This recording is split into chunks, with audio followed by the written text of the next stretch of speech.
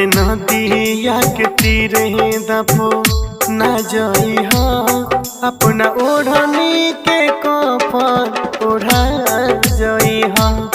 लाश नदिया के तीरे दफो ना जई हो अपना ओढ़नी के कफन ओढ़ा जई हो। लाश नदिया के तीरे दफो ना जई हो अपना ओढ़नी के कफन ओढ़ा जई हो।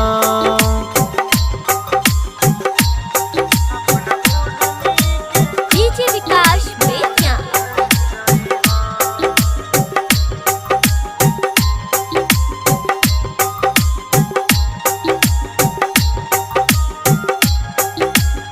Mix by Sonu Sawariya.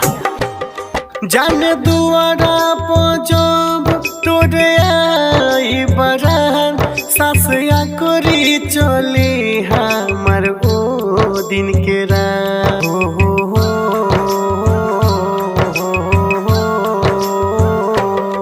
जान दुआरा पजब तोरे आई बरन सासया करी चली हमर ओ दिन के रात। जान दुआरा पजब तोरा आई बरन सासया करी चली हमर ओ दिन के रात। हमरा मुँह से पहले तू बर पाली हो अपना ओढ़नी के कफन ओढ़ा जई हो।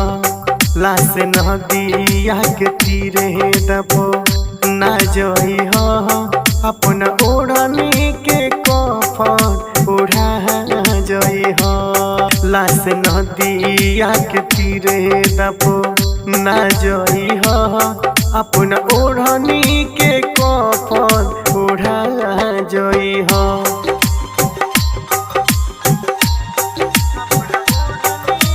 डीजे विकास बेतिया।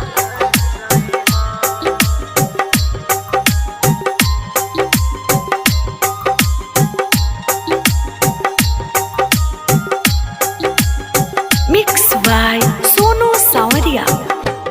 प्रेमी पुनीत के रानी धाले लुहान राइटर रमेश दीवाना संगे कह देलु घान हो।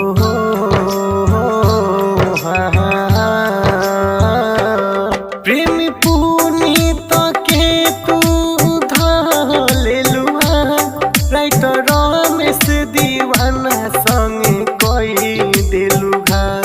प्रेमी पुनीत के तू धाले लुहान राइटर रमेश दीवाना संगे कह देलु घान। अपना पिया वास जाके तू खूब मोही हो अपना ओढ़नी के कफन ओढ़ा जई हो। लाश नदिया के तीरे दफो ना जई हो अपना ओढ़नी के कफन ओढ़ा जई हो। लाश नदिया के तीरे दफो ना जई हो अपना ओढ़नी के कफन ओढ़ा जई हो। Presented by Sonia music Bettiah.